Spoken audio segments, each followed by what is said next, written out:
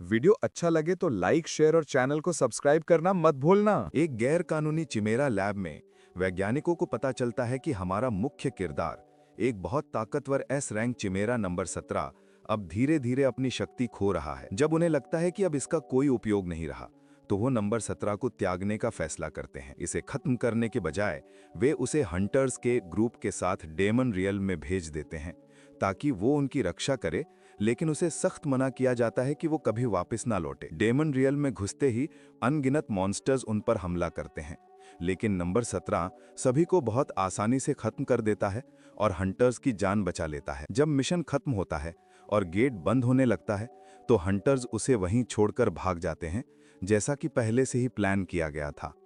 अब बिना किसी आदेश के और उसका शरीर कमजोर होने लगने पर नंबर 17 के अंदर इंसानी यादें लौटने लगती हैं। उसे याद आता है कि वो असल में एक अनाथ था, जिसे अगवा करके उस पर 500 से ज्यादा मॉन्स्टर सेल्स का इंजेक्शन लगाया गया था, जिससे वो चिमेरा बन गया था। जैसे जैसे उसकी जिंदगी खत्म होती है, उसका कोर एक बड़े विस्फोट में फट जाता है। लेकिन फिर चौंकाने वाली बात होती है, नंबर 17 का पुनर्जन्म हो जाता है। इस बार वो एक दानव नहीं, बल्कि फिर से एक इंसान के रूप में जन्म लेता है। वो हैरान रह जाता है, समझ नहीं पाता कि उसके साथ अभी क्या हुआ। धीरे धीरे उसे एहसास होता है कि उसके अंदर के मॉन्स्टर सेल्स अभी भी एक्टिव हैं, यानी वो एक सामान्य इंसान नहीं है। उसे अंदाजा हो जाता है कि लैब अब उससे पूरी तरह निपट चुकी है, तभी तो वो लोग उसे वापस लेने नहीं आए। इसके अलावा उसके शरीर पर लिखा एक्सपेरिमेंट नंबर भी गायब हो चुका होता है। नंबर 17 को लगता है कि वो जिंदा इसलिए लौट सका क्योंकि उसके शरीर में मौजूद फायर टाइप मॉन्स्टर की क्षमता ने उसे दोबारा जीवन दिया। ऐसी प्रजाति के मॉन्स्टर तब तक मरते नहीं जब तक उनका कोर नष्ट न हो जाए, और वो 3 बार तक पुनर्जन्म ले सकते हैं। लेकिन एक कहना मशहूर था कि फीनिक्स इंसानी सेल्स के साथ कभी फ्यूज नहीं होता, यानी उसका केस बेहद खास था। अब सभी बंधन टूट चुके थे, लैब का उस पर कोई कंट्रोल नहीं रहा, और जब उसे एहसास होता है कि उसका नंबर 17 के रूप में जीवन खत्म हो चुका है, वो सोचता है कि अब वो एक सामान्य इंसान की तरह जीवन जिएगा। वो अपने लिए एक नया नाम सोचता है और आखिरकार खुद को शियोन डन कहने का फैसला करता है। शियोन थोड़ी देर के लिए बदला लेने के बारे में सोचता है, लेकिन तुरंत उस विचार को छोड़ देता है, क्योंकि अब उसे पता ही नहीं कि किससे बदला लेना है। फिर भी उसे पूरा यकीन है कि एक दिन वो अपने दुश्मनों से जरूर मिलेगा। जब शियोन को एहसास होता है कि उसका शरीर पूरी तरह नग्न है, वो समझ जाता है कि मानव जैसा बनने का पहला कदम कपड़े प्राप्त करना होगा। वो डेमन रियल में घूमना शुरू करता है और जल्द ही उसे एक नदी मिलती है, जो उसे काफी उपयोगी लगती है। वो आसपास नजर डालता है और अचानक एक मरा हुआ पक्षी मॉन्स्टर देखता है जो जहर से मरा हुआ था। उसे याद आता है कि उसे लेदर की जरूरत है, तो वो सोचता है कि इस पक्षी की खाल काम आ सकती है। वो अपना हाथ ब्लेड में बदल लेता है और लैब में सीखी स्किल्स का प्रयोग करते और पक्षी की खाल उतारना शुरू करता है। जैसे ही वो अपनी ब्लेड को पक्षी की त्वचा में डालता है, हवा में जहरीली गंध फैल जाती है। फिर भी वो बिना रुके काम करता रहता है और आखिरकार पक्षी की खाल पूरी तरह अलग कर देता है। अब उसके पास एक बड़ी खाल होती है, जिसे वो कपड़े के रूप में इस्तेमाल कर सकता है। लेकिन उसे निराशा होती है कि खाल बहुत कठोर है और उसका ट्रीटमेंट नहीं हुआ। तभी उसे याद आता है कि वो खुद इसे टैन कर सकता है। फिर वो तुरंत काम शुरू करता है और खाल को पीट कर मुलायम बना देता है। शियोन को अपने किए पर बहुत गर्व होता है।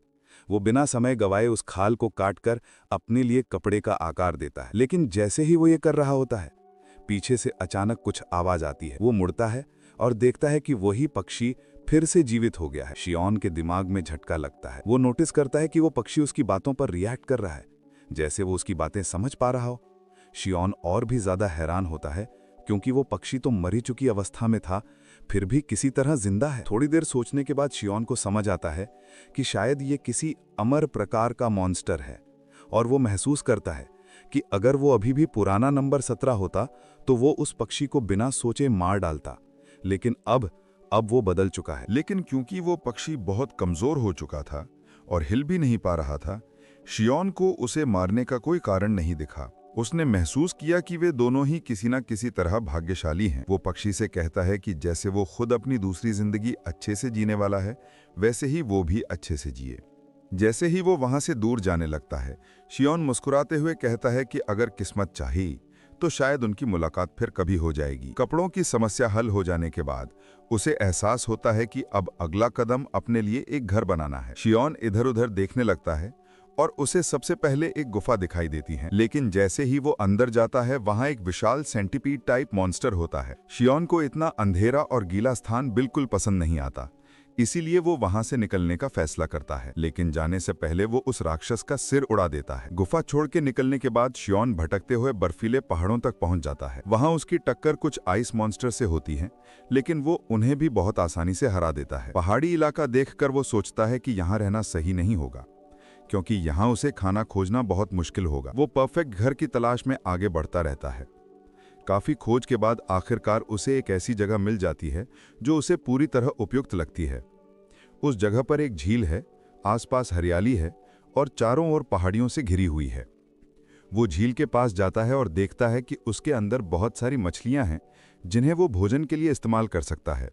यानी वहां वो सब कुछ है जो एक परफेक्ट घर के लिए चाहिए होता है। बिना ज्यादा सोचे शियोन समझ जाता है कि यही जगह उसके नए घर के लिए सही है। इसी दौरान कहीं और एक मैकेनिकल टाइप कैमरा भी डेमन रियल में आ चुका होता है। शियोन उस जगह पर निर्माण करने का फैसला करता है और एक खाली जगह चुनता है। वो अपना हाथ लंबा तेज ब्लेड में बदल लेता है और एक ही झटके में कई पेड़ों को काट देता है।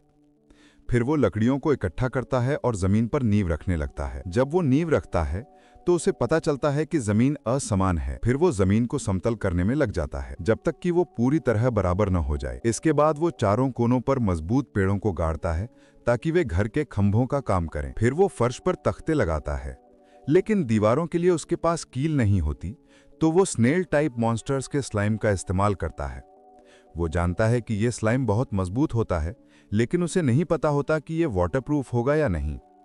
घर को पूरा करने के लिए वो सिल्कवर्म लार्वा के कोकून से सिल्क भी इस्तेमाल करता है। शियोन अपने बनाए घर को देखकर काफी खुश होता है, लेकिन उसे लगता है कि कुछ ना कुछ कमी है। वो सोच में पड़ जाता है, आखिर एक इंसान के घर में और क्या क्या होता है जो उसके घर में नहीं है। वो सोचता है कि शायद एक गार्डन या कोई पालतू जानवर जैसे कि कुत्ता हो सकता था, लेकिन फिर तुरंत ये विचार छोड़ देता है क्योंकि डेमन रियल में कुत्ता पालना नामुमकिन है। फिर वो तय करता है कि वो एक सब्जियों का बगीचा बनाएगा, लेकिन फिर उसके मन में सवाल आता है, आखिर डेमन रियल में कौन सी चीज उग सकती है। तभी उसे याद आता है कि पास में बर्फीला पहाड़ है जहाँ वो मंड्राउरा नाम का पौधा पा सकता है। शियोन तुरंत मंड्राउरा के ठिकाने की ओर निकल पड़ता है, जो कि बर्फीले पहाड़ हैं और जहां डेमोनिक एनर्जी सबसे ज्यादा होती है। जब वो वहां पहुंचता है, मोटी बर्फ देखकर उसे अपने बचपन की याद आती है, जब उसे अगवा करके उस लैब में ले जाया गया था। दर्द के बावजूद वो इस बात से इनकार नहीं कर सकता कि चिमेरा बनने के अपने कुछ फायदे भी हैं। उनमें से कुछ ये हैं कि अब उसे ठंड या भूख की चिंता नहीं करनी पड़ती। थोड़ी देर में उसे मंड्राउरा के पौधों का बड़ा प्लांटेशन मिल जाता है। दरअसल ये पौधे बहुत ज्यादा तनाव संवेदनशील होते हैं और किसी सनफिश टाइप मॉन्स्टर जैसे होते हैं, यानी जरा सा माहौल बदल जाए तो ये मर सकते हैं। क्योंकि शियोन इन्हें दूसरी जगह लगाने की सोच रहा है, इसीलिए वो फैसला करता है कि छोटे और ज्यादा अनुकूल पौधों को चुनेगा। सबसे पहले वो उनकी जड़ों को धीरे धीरे उखाड़ना शुरू करता है। साथ ही उसे याद आता है कि मंड्राउरा पौधे जब चिल्लाते हैं तो वो अपने कान ढकने का सोचता है। वो एक पौधा खींचता है, लेकिन उसकी हैरानी का ठिकाना नहीं रहता। वो पौधा बिल्कुल चुप था। वो सोचता है शायद ये इत्तेफाक है और एक और पौधा खींचता है, लेकिन वही नतीजा। असल में सारे मंड्राउरा आराम से सो रहे होते हैं और उन्हें किसी चीज की परवाह नहीं होती। शियोन कुछ और मंड्राउरा पौधे खींचता है, लेकिन उनमें से कोई भी वैसे नहीं चिल्लाता जैसा उसने उम्मीद की थी। बाद में उसे समझ आता है कि वो चिल्लाने वाली चीख सिर्फ तब होती है जब ये पौधे इंसानों द्वारा कृत्रिम रूप से उगाए जाते हैं। क्योंकि इंसानी दुनिया में डेमोनिक एनर्जी बहुत कम होती है, वहां के मंड्राउरा हमेशा तनाव में रहते हैं और यही वजह है कि उन्हें जोर जोर से चीखने की आदत होती है। अगर उन्हें जबरदस्ती उखाड़ा जाए तो वे बहुत तेज चीखते हैं और उसके बाद मर जाते हैं। लेकिन यहाँ तो ये डेमन रियल्म है जहाँ डेमोनिक एनर्जी प्रचुर मात्रा में है, इसलिए इन पौधों के पास डरने या चिल्लाने की कोई वजह नहीं है। फिर भी शियोन एक बात को लेकर हैरान होता है कि ये पौधे उससे भाग क्यों नहीं रहे। सामान्य तौर पर उन्हें उसकी मौजूदगी से डरकर भागना चाहिए था। तभी उसे एक बात समझ आती है कि उसके शरीर में खुद मंड्राउरा के सेल्स मौजूद हैं। शायद इसी वजह से ये पौधे उसे अपने जैसा मान रहे हैं। शियोन को लगता है कि ये तो उसके लिए बहुत अच्छा है, क्योंकि अब उन्हें संभालना उसके लिए आसान होगा। वो सोचने लगता है कि अगर वो इन पौधों को अच्छी तरह उगाए तो उनसे उसे कितनी चीजें मिल सकती हैं, जैसे चाय बनाना या हल्के स्नैक्स तैयार करना। लेकिन उसे याद आता है कि अगर उनके फल जबरदस्ती निकाले जाएं तो वे जहरीले हो जाते हैं, इसलिए वो फैसला करता है कि उसे किसी तरह इन पौधों को अपने ऊपर भरोसा करवाना पड़ेगा। तभी उसे कुछ हलचल महसूस होती है। वो नोटिस करता है कि पास में कुछ हंटर्स मौजूद हैं। जिज्ञासावश वो उनकी तरफ बढ़ने का फैसला करता है ताकि देख सके कि आखिर वो इन खतरनाक बर्फीले पहाड़ों में कर क्या रहे हैं। उधर दो शिकारी अपने साथियों द्वारा छोड़े जाने के बाद बी रैंक खरगोश जैसे मॉन्स्टर्स के झुंड से लड़ रहे होते हैं। दोनों हंटर्स किसी तरह अपने जादुई बैरियर की मदद से बचे हुए हैं, लेकिन अब वो बैरियर भी टूटने वाला होता है। मौत सामने देखकर दोनों पछताते हैं कि आखिर उन्होंने शिकारी बनने का फैसला क्यों किया था, जबकि दुनिया में और भी कई आसान नौकरियां थीं। जैसे ही मॉन्स्टर्स उनके ऊपर झपटने वाले होते हैं, आसमान से अचानक कुछ नीचे गिरता है और उनके सामने जमीन पर टकराता है। धमाके से धूल का गुबार उठता है, जिससे सबका ध्यान वहीं चला जाता है, खरगोशों का भी। जब धूल धीरे धीरे छटने लगती है तो वे दोनों हतप्रभ रह जाते हैं, क्योंकि उनके सामने कोई इंसानी आकृति खड़ी होती है। वो और कोई नहीं बल्कि हमारा मुख्य किरदार श्योन होता है। श्योन जल्द ही समझ जाता है कि ये मॉन्स्टर्स असल में स्नो बनीज हैं। जैसे ही उन खरगोश मॉन्स्टर्स ने उसके शरीर से निकलने वाली ऑरा महसूस की, उन पर डर हावी हो गया और देखते ही देखते सब हवा में गायब हो गए। दोनों हंटर्स अपनी आंखों पर यकीन नहीं कर पाते कि बी रैंक मॉन्स्टर्स सिर्फ एक इंसान को देखकर भाग गए। वे शियोन का धन्यवाद देते हैं और अपना परिचय कराते हैं। शियोन भी अपना नाम बताता है, लेकिन हंटर्स हैरान रह जाते हैं क्योंकि उन्होंने इतना अजीब नाम पहले कभी नहीं सुना था। शियोन उनसे पूछता है कि वे डेमन रियल में क्या कर रहे हैं, क्योंकि वो साफ देख सकता है कि ये दोनों बहुत लो रैंक हंटर्स हैं। हंटर्स ईमानदारी से कबूल करते हैं कि वो यहाँ पैसों के लालच में आए थे। दरअसल उन्हें एक मिशन मिला था जिसमें एक किमेरा को जिंदा पकड़ने का काम सौंपा गया था और इनाम बहुत बड़ा था। किमेरा शब्द सुनते ही शियोन सतर्क हो जाता है। उसे लगता है कि शायद वो उसी के बारे में बात कर रहे हैं, लेकिन तभी हंटर्स बताते हैं कि वो किमेरा लैब से भागा हुआ एक मैकेनिकल टाइप किमेरा है। ये सुनकर शियोन को राहत मिलती है, क्योंकि वो मैकेनिकल टाइप नहीं है, इसलिए उसे डरने की कोई जरूरत नहीं है। वो सोचता है कि अब उसे बस अपना काम खत्म करके एक गेट क्रिस्टल हासिल करना है ताकि वो अपने नए घर लौट सके। शियोन दोनों से पूछता है कि उनका बाकी गियर कहाँ है, क्योंकि उसे यकीन है कि उनके पास गेट क्रिस्टल जरूर होगा। हंटर्स बताते हैं कि जिन साथियों ने उन्हें धोखा दिया वही सारे गियर लेकर भाग गए। फिर वे शियोन से पूछते हैं कि क्या वो जल्द ही इंसानी दुनिया में लौटने का प्लान कर रहा है, क्योंकि वे दोनों अब ज्यादा देर तक इस डेमन रियल में नहीं टिक पाएंगे। इंसान ज्यादा समय तक यहाँ नहीं रह सकते क्योंकि डेमोनिक एनर्जी धीरे धीरे उन्हें मार देती है। लेकिन अब ये डेमोनिक एनर्जी शियोन पर कोई असर नहीं डालती। दोनों हंटर्स अब उससे गिड़गिड़ाने लगते हैं कि वो उन्हें बचा ले, और तभी शियोन को उन गद्दार हंटर्स का लोकेशन मिल जाता है। वो तुरंत हवा में उड़ जाता है और सीधे उन हंटर्स की लोकेशन की तरफ बढ़ता है।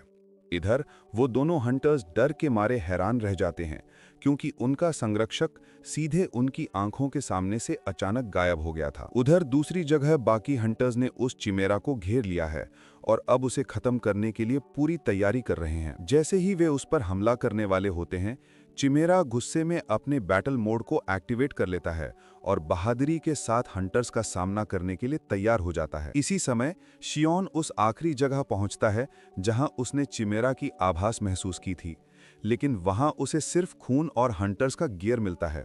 इसके अलावा वहां एक बच्चे का पैरों का निशान जानवरों के पैरों के साथ मिला हुआ होता है, जिससे साफ पता चलता है कि चिमेरा लड़ाई के समय अपना रूप बदल रहा था। क्योंकि वो चिमेरा लिक्विड मेटल से बना था, इसलिए उसका रूप बदलना आसान था, लेकिन इतना दुर्लभ मेटल होने की वजह से वे उसे छोटे आकार में ही बना पाए, एक बच्चे या कुत्ते जितना। शियोन बहुत इंप्रेस हो जाता है कि वो छोटा सा चिमेरा 5 बी रैंक हंटर्स से अकेले भिड़ गया। वापस दूसरी ओर दोनों हंटर्स अपनी आखिरी सीमा पर पहुंच चुके हैं। उनमें से एक के घर जल्दी ही बच्चा आने वाला है। उन्हें यकीन हो जाता है कि अब उनकी मौत निश्चित है। तभी शियोन उनके सामने आता है और उनके सारे गियर उसके कंधे पर टंगे होते हैं। हंटर्स तुरंत उससे विनती करने लगते हैं कि वो उनकी जान बचा ले। शियोन पहले तो उन्हें अनदेखा कर देता है, लेकिन फिर उसे याद आता है कि उनके पास अब कोई गेट क्रिस्टल भी नहीं बचा है। तभी उनमें से एक हंटर जेब से 20 लाख कैश निकालता है और शियोन से कहता है कि अगर उसके पास गेट स्टोन हो तो वे तुरंत खरीदने के लिए तैयार हैं। ये साफ था कि अगर वे जल्द ही डीमन रियल्म से नहीं गए तो उनकी मौत तय है। शियोन इतनी रकम देखकर चौंक जाता है, क्योंकि उसे खुद तो गेट स्टोन की जरूरत नहीं है। फिर भी वो फैसला करता है कि पैसे ले लेगा, क्या पता इंसानी दुनिया में जाते समय ये उसके काम आ जाए। उसके बाद शियोन उनके लिए गेट खोल देता है। एक हंटर उसके आगे झुककर बोला कि वो उसके इस एहसान को कभी नहीं भूलेगा।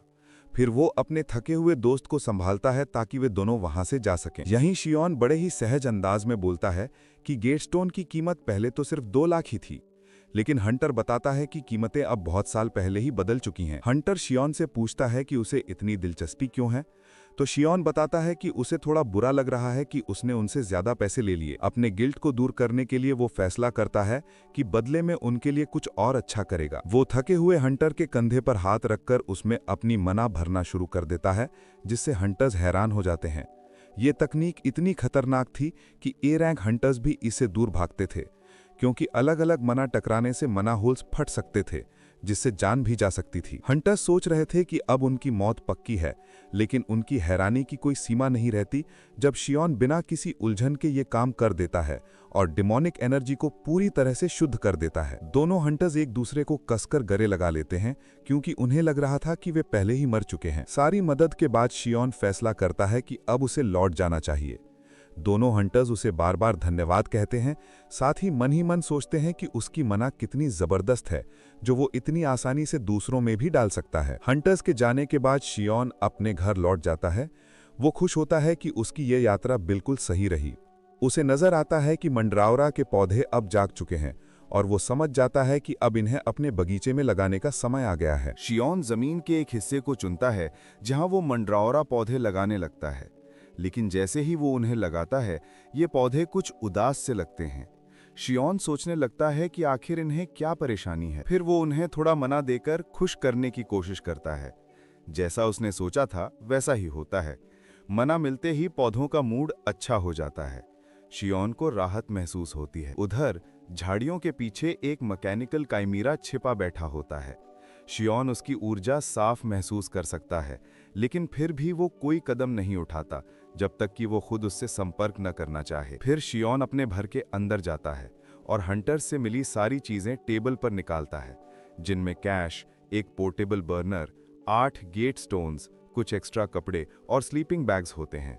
ये सब देखकर शियोन काफी खुश होता है, क्योंकि ये सारी चीजें अभी उसके काम की हैं।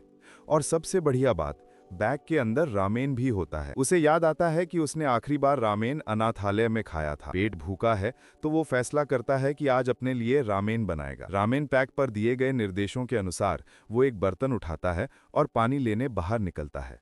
लेकिन जैसे ही वो झील के पास पहुंचता है, पानी से एक मछली उछलकर उस पर हमला करती है। चूंकि उसे रामेन के लिए कुछ और सामग्री चाहिए थी, वो तुरंत उस मछली को पकड़कर मार देता है और उसे बर्तन में डाल देता है ताकि स्वाद बढ़ सके। वो आगे जाकर कुछ जंगली अंडे और हर्ब्स तलाश करता है जो प्याज की तरह इस्तेमाल हो सकते हैं, और इन्हें भी बर्तन में मिला देता है। उधर झाड़ियों के पीछे छिपा हुआ मैकेनिकल काइमीरा ये सब देख रहा होता है। उसके पेट से भूख के मारे आवाजें आ रही होती हैं। शियोन गैस बर्नर जलाता है और रामेन बनाना शुरू करता है, लेकिन रामेन से निकलने वाली भयानक गंध इतनी खराब होती है कि मंड्रावरा पौधे लगभग दम तोड़ने की हालत में पहुंच जाते हैं। खाने की गंध वाकई बहुत खराब थी, लेकिन फिर भी मैकेनिकल काइमीरा उसमें बहुत दिलचस्पी दिखा रहा होता है। चूंकि वो भी खाना चाहता है, वो एक जीनियस आइडिया निकालता है और खुद को एक कुत्ते में बदल लेता है। उसे लैब में सिखाया गया था कि इंसान कुत्तों को पसंद करते हैं और घायल जानवरों के प्रति ज्यादा सहानुभूति दिखाते हैं। वो धीरे धीरे शियोन की तरफ बढ़ता है, बिल्कुल किसी मासूम कुत्ते की तरह। लेकिन शियोन उसकी असली पहचान तुरंत भांप लेता है।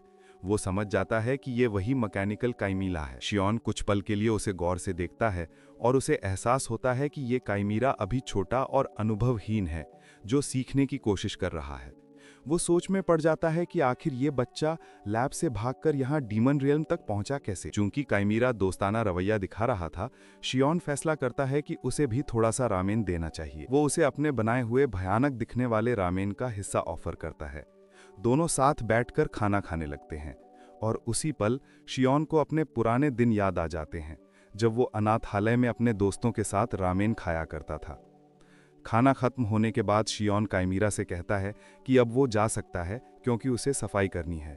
काइमीरा कुत्ते के रूप में मुड़कर जाने लगता है, लेकिन तभी शियोन पीछे से कहता है, तुम्हारा बायां पैर थोड़ा लंगड़ा हो गया था ना। काइमीरा चौंक जाता है और समझ जाता है कि उसकी पहचान उजागर हो चुकी है।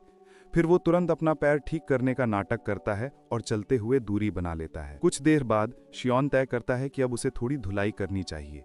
वो हंटर्स से मिले कपड़ों में से कुछ बाहर निकालता है और सोचता है कि अब वो हर वक्त लेदर के बने कपड़े तो नहीं पहन सकता। आखिर वो कोई गुफावासी तो नहीं है। वो एक शर्ट को चट्टान पर रखता है और तय करता है कि जैसा उसे याद है वैसा ही धोने की कोशिश करेगा। वो एक छोटी सी लकड़ी उठाता है और शर्ट पर हल्के से मारता है, लेकिन उसकी ताकत इतनी होती है कि सिर्फ एक हल्के वार से ही पत्थर और शर्ट दोनों के चिथड़े उड़ जाते हैं। उस पल शियोन को अपनी ताकत का श्राप महसूस होता है। इतना स्ट्रांग होना भी कभी कभी परेशानी बन जाता है। फिर भी वो सोचता है कि कम से कम एक शर्ट तो बची है, उसी से फिर कोशिश करेगा। इसी बीच वो नोटिस करता है कि मैकेनिकल काइमेरा अभी भी उसका पीछा कर रहा है। वो अभी भी संपर्क बनाने की हिम्मत नहीं जुटा पा रहा, पर बार बार अलग अलग चीजों में बदलकर दूरी से उसे देख रहा है। अब तक की सारी बातों से शियोन को अंदाजा हो जाता है कि वो काइमेरा 5 साल से भी छोटा है, और उसके बात करने का लहजा भी थोड़ा अजीब, झटकेदार और मशीन जैसा है। उसे एहसास होता है कि ऐसा इसलिए है क्योंकि ऐसे छोटे काइमेरास के अंदर जबरदस्ती ज्ञान डाला जाता है, और ये उसका साइड इफेक्ट है। काफी मुश्किलों के बाद आखिरकार शियोन कपड़ों की धुलाई पूरी कर लेता है और नतीजा उम्मीद से बेहतर निकलता है। लेकिन जैसे ही वो शर्ट सुखाने लगता है, उसे पता चलता है कि ये उस पर बहुत छोटी है। फिर भी वो इसे फेंकने के बजाय अपने लिए एक ट्रॉफी की तरह यादगार बनाना चाहता है। वो शर्ट को रस्सी पर टांग देता है और उसे ऐसे ही छोड़ देता है, मानो ये उसकी जीत का प्रतीक हो। इसके बाद वो तय करता है कि अब उसे मंड्राओरा पौधों को चेक करना चाहिए। लेकिन जैसे ही वो घर से थोड़ा दूर जाता है, झाड़ियों के पीछे से मैकेनिकल चिमेरा धीरे धीरे निकलता है। वो उसी शर्ट को पकड़ लेता है और उसे पहन लेता है। क्योंकि उसने देखा है कि इंसान अपने शरीर पर कपड़े पहनते हैं, इसलिए वो उनकी नकल करने लगता है। चिमेरा गर्व से कहता है कि ये शर्ट अब उसकी है, और इसे और बेहतर दिखाने के लिए वो खुद को एक खूबसूरत लंबे बालों वाली युवती में बदल लेता है। उधर शियोन जब मंड्राओरा पौधों को देखने जाता है तो उसे कुछ गड़बड़ नजर आती है। पौधे अजीब तरह से व्यवहार कर रहे हैं। उनके पत्ते मुरझा चुके हैं और जड़ें सूख रही हैं। शियोन परेशान हो जाता है। उसे याद आता है कि उसने खेत तैयार करते समय सारी खरपतवार को हटा दिया था, इसलिए हालात अजीब लगते हैं। थोड़ा गहराई से जांच करने पर उसे पता चलता है कि जमीन के अंदर कुछ परजीवी हैं जो पौधों की जड़ों को नुकसान पहुंचा रहे हैं। उसे एहसास होता है कि उसने जांच में थोड़ी लापरवाही की, जिसकी वजह से पौधे लगभग मरने की कगार पर पहुंच गए। वो सोचता है कि अब उसे एक सही बगीचा बनाना होगा जो उसके घर के आकार जितना बड़ा हो। जैसे ही वो काम शुरू करने वाला होता है, वही चिमेरा अचानक उसके सामने आ जाता है और मुस्कुराकर उसका अभिवादन करता है। शियोन हैरान रह जाता है। वो देखता है कि चिमेरा अब एक लड़की का रूप ले चुका है और उससे बात करने की कोशिश कर रहा है। लड़की उत्सुकता से पूछती है, क्या ये घर तुम्हारा ही है? शियोन कहता है, हाँ। फिर वो कहती है, क्या तुम यहाँ के रहने वाले हो? शियोन उसके सवाल पर हल्की मुस्कुराहट आती है और वो उसे थोड़ा छेड़ने का फैसला करता है। वो मजाकिया लहजे में कहता है, हाँ, मैं यहीं का मूल निवासी हूँ। और तुम किस जनजाति से आई हो, छोटी सी ट्राइबल लड़की? चिमेरा थोड़ी देर के लिए चुप हो जाती है, जैसे सोच रही हो कि क्या जवाब दे।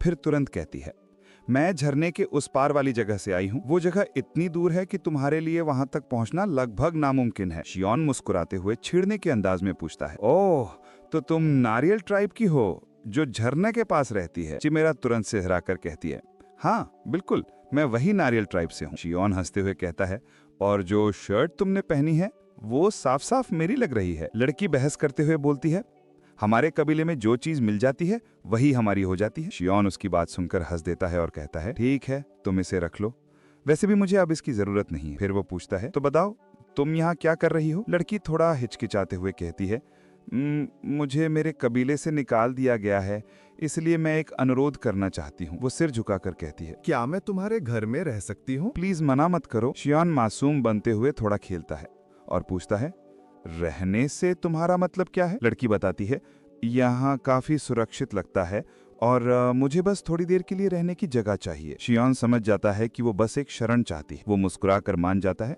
लेकिन शर्त रखता है, ठीक है, लेकिन तुम्हें अपनी काबिलियत साबित करनी होगी। लड़की तुरंत मुस्कुराकर कहती है, ठीक है, फिर आप मुझे कोई काम दे दो, मैं कर लूंगी। शियोन लड़की से कहता है कि उसे खेत जोतने में मदद करनी होगी, क्योंकि वो मंड्राओरा पौधों के लिए नया घर बनाना चाहता है। लड़की तुरंत डंडा पकड़ लेती है और मुस्कुराते हुए कहती है, मुझ में काफी ताकत है, आप चिंता मत करो। वो जोश में मिट्टी जोतना शुरू करती है और कुछ ही पलों में पूरा मैदान बुरी तरह उलट पुलट हो जाता है। शियोन हैरान रह जाता है, क्योंकि लड़की ने अपनी पूरी ताकत बिना छिपाए इस्तेमाल कर ली थी। उसे एहसास होता है कि ये लड़की शायद इंसानों की सीमित ताकत या सामान्य व्यवहार समझ ही नहीं पाती, क्योंकि वो अलग माहौल में पली है। फिर अचानक शियोन पूछता है, वैसे तुम्हारा नाम क्या है? लड़की सवाल सुनकर ठिठक जाती है।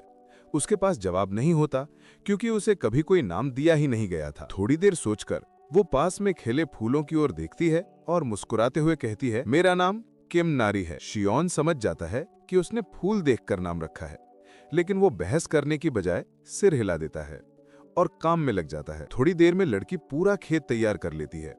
शियोन पत्थरों से चारों तरफ एक सुंदर बाउंड्री लगाता है और मंडरावरा पौधों को वहां लगाता है। पौधे नए वातावरण में बहुत अच्छे से फिट हो जाते हैं, जैसे कि उन्हें नई जिंदगी मिल गई हो। उसे दिखता है कि किम नारी की आंखों से आंसू बह रहे हैं। वो पूछता है, क्या हुआ? नारी कहती है, इन पौधों को देखकर मुझे अपने दोस्तों की याद आ रही है। ये सुनकर शियोन हैरान रह जाता है, क्योंकि वो सोच भी नहीं सकता था कि लैब में बनाए गए चिमेरा आपस में कभी दोस्ती जैसी कोई भावना रख सकते हैं। तभी आसपास की हवा में कुछ अजीब सी ऊर्जा पैदा होती है। शियोन तुरंत समझ जाता है कि कहीं पास में मॉन्स्टर आपस में लड़ रहे हैं। नारी कहती है, मैंने पहले एक छोटा चूजे जैसा मॉन्स्टर देखा था, शायद वही उन पर हमला हो रहा है। शियोन इस पर ज्यादा ध्यान नहीं देता, लेकिन वो नोटिस करता है कि नारी बेचैन हो रही है। अजीब बात ये थी कि वो उस छोटे मॉन्स्टर के लिए चिंता महसूस कर रही थी, कुछ ऐसा जो उसके जैसे चिमेरा में नहीं होना चाहिए था। नारी असल में कुछ कहना चाहती थी, लेकिन कमांड्स की वजह से बोल नहीं पा रही थी। उसे कभी अपनी मर्जी से काम करने की आजादी मिली ही नहीं थी। शियोन उसकी हालत समझ जाता है और धीरे से कहता है, अगर हम उसकी मदद करें तो शायद वो बच सकता है। ये बात सुनते ही नारी जैसे ट्रिगर हो जाती है और वो बिजली की तरह दौड़ पड़ती है उस दिशा में जहां छोटे मॉन्स्टर पर हमला हो रहा था। वो देखती है कि कुछ दूसरे राक्षस उस गरीब चूजे को मार रहे हैं। वो गुस्से में उन पर चिल्लाती है, उसे सताना बंद करो। अब कहानी लौटती है नारी के अतीत पर। लैब में उसके बाकी साथी एक्सपेरिमेंट्स उसे हमेशा तंग करते थे। वो मेहनती और आज्ञाकारी थी, इसलिए बाकी सभी उससे जलते थे और उसे पीटते थे। शायद इसी वजह से नारी को बदमाशों से गहरी नफरत है। बीते हुए दर्द से भरी ऊर्जा के साथ नारी उन सारे मॉन्स्टर्स को बेरहमी से हरा देती है। उधर शियोन मंडरावरा पौधों की देखभाल में लगा होता है। तभी नारी वापस लौटती है। उसके हाथ में एक सफेद चूजा है, लेकिन वो बेहोश पड़ा होता है। शियोन कुछ कहने ही वाला होता है कि उसकी नजर उस पक्षी पर पड़ती है। ये वही मॉन्स्टर था जिसे उसने पहले मरा हुआ समझकर उसकी खाल उतारी थी। नारी रोने लगती है, उसकी आंखों से आंसू बह रहे होते हैं। कृपया इसे बचा लो। शियोन धीरे से सिर हिलाता है, हाथ पक्षी पर रखता है और उसमें मना ट्रांसफर करना शुरू करता है। वो देखता है कि उसमें कोई गंभीर चोट नहीं है, तो वो उसे धीरे धीरे ऊर्जा देकर स्टेबल कर देता है। इस दौरान उसे एहसास होता है तो ये अमर प्रकार का वही मॉन्स्टर है, लेकिन उसे हैरानी होती है कि अब ये इतना छोटा कैसे हो गया। फिर वो सोचता है कि शायद इसकी पुनर्जन्म प्रणाली उसकी तरह नहीं है। जब इलाज पूरा हो जाता है, नारी पूछती है, क्या ये ठीक है? शियोन कहता है, ये बस भूखा है, मैंने इसमें कुछ मना डाल दिया है, अब ये खुद ठीक हो जाएगा। लेकिन नारी अब भी चिंतित थी। वो कहती है, क्या मैं इसे अपने पास रख सकती हूँ? मैं इसका ध्यान रखूंगी, इसे ठीक से ट्रेन करूंगी। शियोन कहता है, ये बड़ा होकर काफी विशाल हो जाएगा। नारी मुस्कुराती है, तो क्या हुआ, मैं इसे बहुत थोड़ा ही खिलाऊंगी। शियोन उसकी बात सुनकर हंसता है और कहता है, ठीक है, रख लो, वैसे भी अगर ये यहाँ रहेगा तो घर की रखवाली भी करेगा। थोड़ी देर में वो पक्षी जैसा मॉन्स्टर आंखें खोलता है और जैसे ही देखता है तुरंत शियोन को पहचान लेता है। नारी खुशी से उछल पड़ती है, देखो ये जाग गया। लेकिन उस पक्षी के चेहरे पर घबराहट होती है। उसे झुंझुलाहट होती है कि एक छोटी सी लड़की उसे इस तरह पकड़कर हिला रही है। वो सोचता है, ये छोटी सी लड़की डीमन रियल में आई कैसे? वो जो गूं गूं जैसी आवाज निकाल रहा होता है, वो शियोन के लिए साफ एक पुकार थी, बचाओ। शियोन को झटका लगता है, क्या मैं इसे समझ पा रहा हूं? उसे एहसास होता है कि अब वो इस पक्षी की भाषा को महसूस कर सकता है। उधर नारी बेहद खुश है कि अब उसके पास एक पालतू है। वो तुरंत उसे नहलाने लगती है और उसका नाम रख देती है गू, क्योंकि वो बार बार गूं गूं जैसी आवाजें निकाल रहा था। पक्षी दंग रह जाता है, क्या वाकई मुझ जैसे प्राणी को इतना घटिया नाम मिलेगा? वो गुस्से में चिल्लाने लगता है, लेकिन नारी सोचती है कि वो और पानी चाहता है। वो उसके ऊपर और ज्यादा पानी डाल देती है। बेचारा गू अब पूरी तरह भीग चुका था और कमजोर होकर टेबल पर गिर जाता है, जैसे कह रहा हो, बस करो अब। नारी उसकी हालत नहीं समझ पाती। तब शियोन आगे आता है और कहता है, रुको, अब और पानी मत डालो। नारी सिर हिलाती है और सोचती है कि शायद अब उसे भूख लगी है और वो खाना लेने चली जाती है। बाद में शियोन सोचता है कि अब उसे एक लकड़ी का स्टोरेज बनाना चाहिए। वो कुछ पेड़ नीचे रखता है ताकि कटाई शुरू कर सके, लेकिन जैसे ही वो हल्का सा वार करता है, पूरा पेड़ टूट जाता है। वो चौंक जाता है, मैंने सही तरीके अपनाए थे, फिर ये हो क्या रहा है? तभी गू बोल उठता है, तुम कुछ गलत कर रहे हो, सब लकड़ियां एक जैसी नहीं होती। ये जो तुम काट रहे हो, ये सॉफ्टवुड है, कमजोर। शियोन को पहली बार पता चलता है कि लकड़ियों का भी अलग अलग टेक्सचर होता है। गू सिर हिलाता है, तुम जैसे इंसान पर भरोसा करके गलती की मैंने। शियोन हंसकर पूछता है, तो बताओ सबसे हार्ड लकड़ी कौन सी होती है? गू जवाब देता है, लाल रंग की लकड़ी सबसे मजबूत होती है। तभी गू को अचानक समझ आता है कि रुको, ये इंसान मेरी बात समझ कैसे रहा है? वो टेस्ट करने के लिए एक टेलीपैथिक ब्रिज बनाता है ताकि शियोन के दिमाग से कनेक्ट कर सके। लेकिन जैसे ही वो ऐसा करता है, शियोन तुरंत उसे ब्लॉक कर देता है, उससे पहले कि गू पूरी तरह लिंक बना पाए। गू हैरानी से पूछता है, तुम मेरी बातें कैसे समझ पा रहे हो? शियोन शांत स्वर में जवाब देता है, मुझे लगता है जैसे इंसानी शब्द अपने आप मेरे दिमाग में उभर रहे हैं। इसके जवाब में शियोन खुद सोच में पड़ जाता है। लेकिन असली अजीब बात यह है कि एक मॉन्स्टर इंसानी भाषा समझ कैसे सकता है? गो इस बात का जवाब देने में झिझकता है, लेकिन शियोन समझ जाता है कि वो एक इंटेलिजेंस टाइप मॉन्स्टर है जो बहुत ही दुर्लभ संभावना से जन्म लेने वाली प्रजाति है। शियोन ने इनका जिक्र पहले सुना था, लेकिन असल जिंदगी में ये उसका पहला मौका था जब उसने ऐसा प्राणी अपनी आंखों के सामने देखा था। शियोन मुस्कुरा कर कहता है, हम पहले भी मिल चुके हैं, है ना? वो सिर हिलाकर हामी भरता है। वो बताता है, हाँ, और मैं उसी दिन से तुमसे दोबारा मिलने की प्रतीक्षा कर रहा था। तुमने मेरी जान बचाई थी जब तुमने मेरे जहरीले पंख उतारे थे। तब मैंने वादा किया था, अगर फिर कभी मुलाकात हुई तो मैं तुम्हारी मदद जरूर करूंगा, चाहे एक बार ही सही। शियोन को तभी समझ आता है, उस समय उसने गू के अंदर फैले जहर को हटाया था, इसलिए उसका इमॉर्टल कोर बच गया। जब गू मदद की पेशकश करता है तो शियोन पूछता है, क्या तुम अभी मदद कर सकते हो? गू मुस्कुराते हुए कहता है, हाँ, चलो मेरे साथ, मैं तुम्हें दिखाता हूं कि लाल लकड़ियां कहां उगती हैं। दोनों साथ निकलने ही वाले थे कि तभी नारी वहां दौड़ती हुई आती है। पीछे एक हंटर उसका पीछा कर रहा था। वो हंटर फायर टाइप अटैक्स का इस्तेमाल कर रहा था, जिससे नारी डर जाती है। हंटर खुद अंदर से परेशान था। वो जानता था कि वो एक छोटी लड़की पर हमला कर रहा है, पर उसके पास कोई और चारा भी नहीं था। अगर वो मैकेनिकल चिमेरा को पकड़ने में असफल रहा तो उसकी पूरी करियर दांव पर लग जाती। नारी भागते भागते गिर पड़ती है और रोने लगती है। हंटर एक शक्तिशाली आग का हमला छोड़ता है, लेकिन ठीक उसी समय शियोन उसके सामने आकर खड़ा हो जाता है और पूरी आग को ब्लॉक कर देता है। गू उसके कंधे पर बैठा है और दोनों मिलकर उस जगह पर एक भयानक आभा के साथ कदम लगते हैं। गू धीरे से कहता है, पहले इसे बचा लेते हैं, फिर मैं तुम्हें लाल पेड़ों के बारे में बताऊंगा। शियोन देखता है कि नारी अब भी डरी हुई है। उसे आग से बहुत भय लगता है। वो सबसे पहले सभी लपटों को बुझा देता है।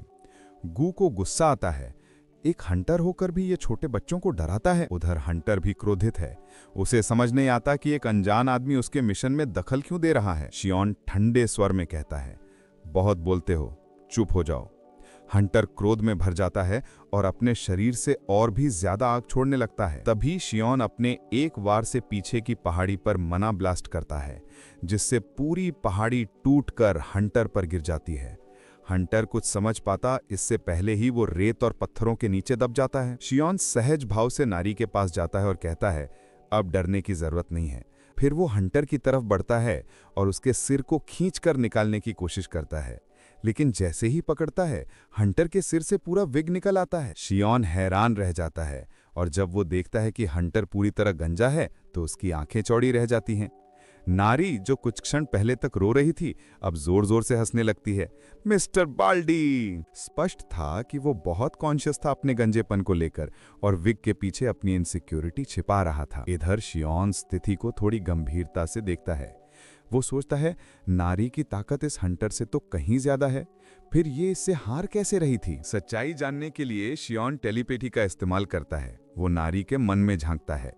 उसे दिखता है कि वो अब भी उस बुरे वैज्ञानिक के डर में जी रही है जिसने उस पर प्रयोग किए थे। वो उसके सिर पर हाथ रखकर कहता है, तुम बहुत बहादुर लड़की हो। वो समझ जाता है कि उसका ये ट्रॉमा तुरंत नहीं जाएगा, लेकिन धीरे धीरे ठीक जरूर होगा। अब सवाल ये था कि गंजे हंटर का क्या करें? तभी नारी चेहरे पर एक चमकीली मुस्कान लेकर कहती है, मेरे पास एक आइडिया है। थोड़ी देर बाद वो हंटर होश में आता है और खुद को झरने के किनारे लटका हुआ पाता है। उसके पैर रस्सी से बंधे होते हैं और रस्सी एक बड़े पत्थर से जुड़ी होती है। वो हवा में लटका है, नीचे गहराई में बाढ़ जैसा झरना। वो नीचे झांकता है और फुसफुसाता है, काश मैंने अपने सारे फैसले दोबारा सोच लिए होते। नारी थोड़ा दूर खड़ी होकर जोर जोर से हंस रही होती है, जबकि शियोन उसे रोकने की कोशिश करता है। दूसरों के रूप का मजाक उड़ाना अच्छी बात नहीं होती, वो कहता है। इसके बाद शियोन एक बर्तन उठाता है और नदी से पानी भरने जाता है, कहते हुए, ये रामेन के लिए है। ये सुनकर नारी की आंखों में खुशी की चमक आ जाती है। उसे लगता है कि शियोन का बनाया हुआ फिश रामेन दुनिया का सबसे स्वादिष्ट खाना है। शियोन उसे चिढ़ाते हुए पूछता है, अच्छा बताओ, क्या नारियल ट्राइब वाले भी फिश रामेन खाते हैं? नारी तुरंत मुस्कुराकर जवाब देती है, हाँ, बिल्कुल खाते हैं। उधर हंटर अब भी अपनी हालत समझने की कोशिश कर रहा होता है। शियोन की ताकत और उसकी आभा देखकर उसे एहसास होता है कि वो कम से कम ए रैंक स्तर का है, लेकिन अंदर से उसे लगता है कि शायद शियोन इससे भी कहीं ज्यादा ताकतवर हो सकता है। उसके दिमाग में ये विचार घूमता है, कहीं ये उन छिपे हुए हंटर्स में से तो नहीं जो पर्दे के पीछे से काम करते हैं। जब तक शियोन पानी भर रहा होता है, नारी नदी से एक के बाद एक मछलियां पकड़ने में व्यस्त होती है।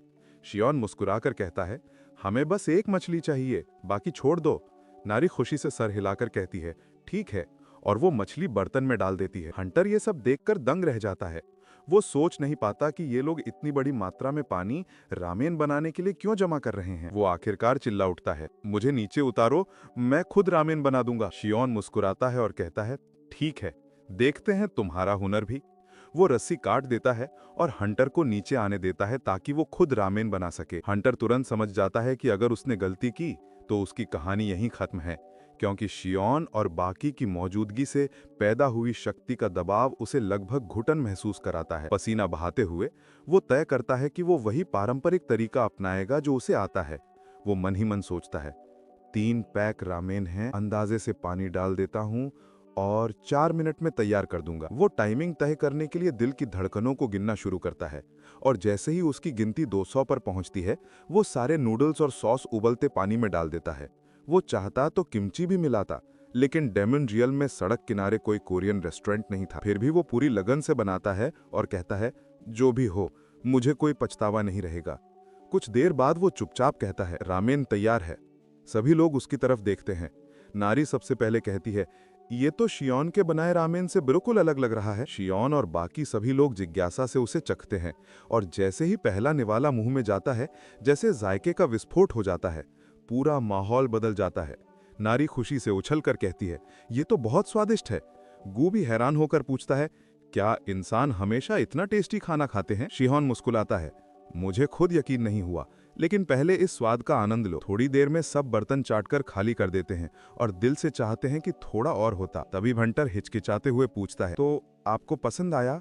शियोन गंभीर भाव से उसकी तरफ देखता है और कहता है, तुम चाहते क्या हो? वो चौंक जाता है, क्या मतलब? शियोन कहता है, इतना बढ़िया रामेन खाने के बाद मैं इसे मुफ्त में नहीं छोड़ूंगा। बताओ, बदले में तुम्हें क्या चाहिए? हंटर उत्साह से झुककर कहता है, सिखाओ, जैसे तुम ताकतवर बने वैसे मैं भी बनूं। शियोन उसकी बात सुनकर थोड़ा हंसता है, ये क्यों चाहते हो? हंटर जवाब देता है, क्योंकि तुम सबसे ताकतवर इंसान हो जिससे मैं अब तक मिला हूं। शियोन उसे ध्यान से देखता है और महसूस करता है कि वो दिल से सीखने का इच्छुक है। हंटर आगे जोड़ता है, मुझे पता है कि तुमने इस डेमन रियल में रहने के लिए घर बनाया है। अगर मैं यहाँ रह जाऊं तो मैं तुम्हारे लिए काम भी करूंगा। मैं इंसानी दुनिया से तुम्हारे लिए चीजें लाकर दूंगा, और खाना बनाना मेरा सबसे बड़ा टैलेंट है। इस पर शियोन हंसता है, तुम खाने में माहिर हो, इसमें कोई शक नहीं। फिर वो पूछता है, तो बताओ, क्या तुमने नारी पर इनाम की वजह से हमला किया था? हंटर थोड़ा हैरान होता है, मैकेनिकल प्राणी को तुम अब नारी बुला रहे हो? शियोन उसके पास झुककर धीरे से कहता है, हाँ, और याद रखना, वो नारियल ट्राइब से है, उसी हिसाब से बात करना। हंटर थोड़ा हिचकिचाता है और बताता है, नहीं, मैंने इनाम के लिए हमला नहीं किया, कुछ निजी कारण थे, बताना मुश्किल है। फिर वो जोड़ता है, मुझे बस अपने प्रमोशन टेस्ट की चिंता है, अगर वो पास कर लूं तो बाकी सब ठीक। शियोन उसकी बात सुनकर सिर हिलाता है, ठीक है, तुम्हारा खाना इतना अच्छा था, इस बार मैं मदद कर दूंगा। वो कहता है, हम ट्रेनिंग शुरू करेंगे, एक स्पैरिंग सेशन से। हंटर तुरंत उत्साहित हो जाता है, मैं तैयार हूं। लेकिन तभी नारी बीच में बोलती है, रुको, मैं उससे स्पैर करना चाहती हूं। शियोन थोड़ा मुस्कुराता है, क्या तुम्हें यकीन है कि तुम तैयार हो? नारी जवाब देती है, आप ही ने तो कहा था, जो चीज डराती है उसे बेहोश कर दो। उसकी आंखों में दृढ़ संकल्प चमक रहा था। शियोन एक काले पत्थर की ओर इशारा करता है और कहता है, अगर इतना आत्मविश्वास है तो पहले इसे तोड़ कर दिखाओ। हंटर पलट कर देखता है, वो ब्लैक आयरन स्टोन था, जो हीरे से भी कई गुना सख्त कहा जाता है। वो घबरा कर कहता है, ये तो नामुमकिन है। लेकिन नारी बिना कुछ कहे अपने मुक्के से एक झटके में पत्थर को चकनाचूर कर देती है और ठंडे लहजे में कहती है, अब शुरू करें। अगला सीन शुरू होता है किस्यक की बैक स्टोरी से। वो एक नेचुरली अवेकेंड हंटर था, यानी ऐसा हंटर जिसने बिना किसी बाहरी मदद के अपनी शक्तियों को खुद जगाया था। उसकी गिनती एक प्रोडिजी यानी विलक्षण बालक के रूप में होती थी। किस्यक ने अपनी शक्तियां मात्र 8 साल की उम्र में जगाईं, जबकि आमतौर पर लोग 10 साल या उससे ज्यादा उम्र में अपनी क्षमता पाते हैं। मेहनती होने की वजह से वो बहुत तेजी से बढ़ा और 20 साल की उम्र से पहले ही बी रैंक प्लस हंटर बन गया था। सब कुछ उसकी जिंदगी में एकदम सही चल रहा था, जब तक कि उसे एहसास नहीं हुआ उसका बाल झड़ रहा है। 20 की शुरुआती उम्र में उसके सिर के बीचों बीच बाल झड़ने लगे और जैसे जैसे समय बीता उसके सिर पर एम शेप वाली गंजपन की लकीर उभर आई। किसे कई फार्मेसियों में गया, दवाइयां पूछी, समाधानों की तलाश की, लेकिन फार्मासिस्ट ने निराशाजनक जवाब दिया, ट्रांसप्लांट से भी कुछ नहीं होगा, बाल फिर गिर जाएंगे। वो जो कभी सुंदर और आत्मविश्वासी युवक था, धीरे धीरे खुद पर से भरोसा खोने लगा। इस गंजपन ने न सिर्फ उसका आत्मविश्वास छीना,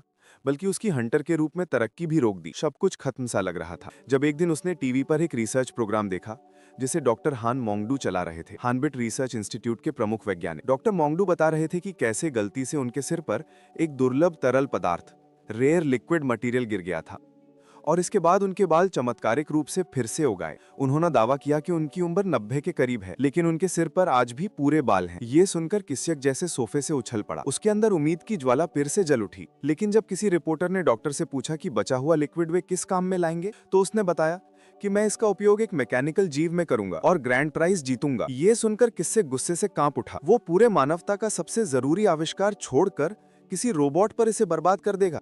कुछ दिन बाद उसने खबरों में पढ़ा कि हानबिट रिसर्च सेंटर द्वारा बनाया गया वही मैकेनिकल जीव भागकर डेमन रियल्म पहुंच चुका है। ये खबर सुनते ही किस्यक ने ठान लिया वो खुद डेमन रियल्म जाएगा और उस मैकेनिकल प्राणी को ढूंढेगा। वो उस पर मौजूद सारा लिक्विड अपने सिर पर डालेगा ताकि उसके बाल वापस आ जाएं। लेकिन अब वो उसी डेमन रियल्म में नारी के साथ स्पारिंग कर रहा है और हर बार बुरी तरह हार रहा है।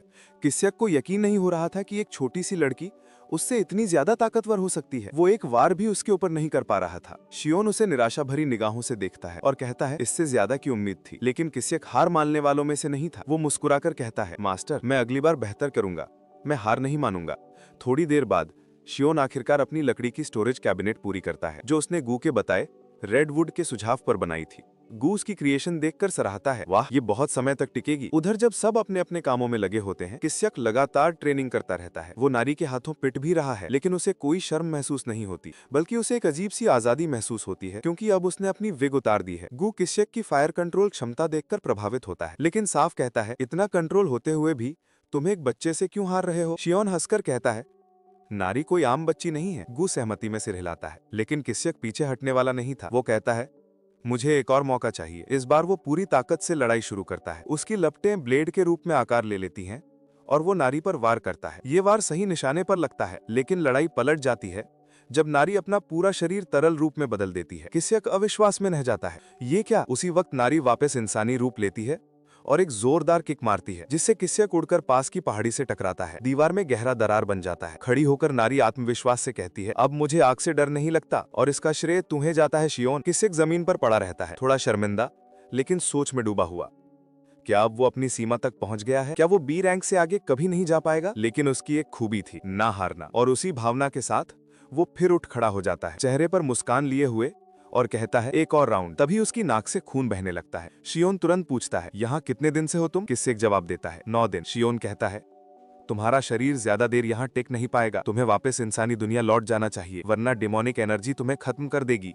किस्यक थोड़ा झुककर कहता है, ठीक है मास्टर, मैं लौट जाऊंगा। शियोन मुस्कुराता हुआ कहता है, तुम्हारे अंदर ए रैंक हंटर बनने की क्षमता है, बस मेहनत जारी रखो। ये सुनकर किस्यक के चेहरे पर चमक लौट आती है और पहली बार उसके भीतर गंजपन से ज्यादा दृढ़ता उजागर होती है। किस्यक शियोन की बात सुनकर हैरान रह जाता है, लेकिन उसके चेहरे पर उम्मीद की जगह अब भी निराशा झलकती है। वो धीरे से कहता है, अब मुझसे कुछ नहीं होगा।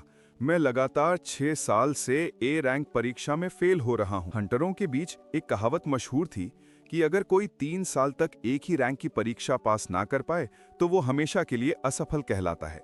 और किस्यक ने तो ये परीक्षा 6 बार दी थी, नतीजा हर बार एक जैसा। शियोन शांत स्वर में कहता है, निराश मत हो, तुम्हारा मना होल अभी पूरी तरह विकसित नहीं हुआ है, तुम्हारे अंदर अभी और विकास बाकी है। वो आगे कहता है, जब इंसानी दुनिया लौटो तो सबसे पहले अपनी डेमोनिक एनर्जी को शुद्ध करना, वही तुम्हें मजबूत बनाएगी। किस्यक सिर झुकाकर कहता है, धन्यवाद, मैं इसे याद रखूंगा और अगली बार बेहतर बनूंगा। फिर वो वापसी की तैयारी करता है और मुस्कुराते हुए पूछता है, कुछ चाहिए?